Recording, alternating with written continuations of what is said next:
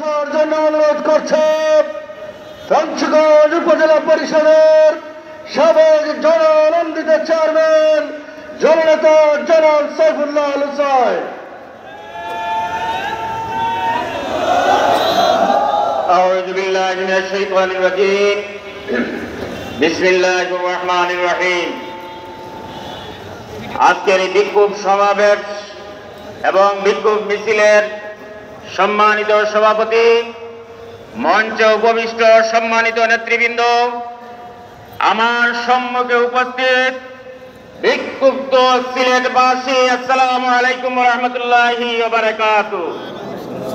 সংগ্রামী সিলেটবাসী, আজকে সারা বাংলাদেশে একটি আওয়াজ, একটি স্লোগান, মুক্তি মুক্তি মুক্তি চাই, মুক্তি চাই। প্রিয় সিলেটবাসী, আজকে বিক্ষোভ সমাবেশে জুলাই বিপ্লবের বাদে জামাত ইসলামী আজকে এই বিক্ষোভ সমাবেশ করার কথা ছিল না।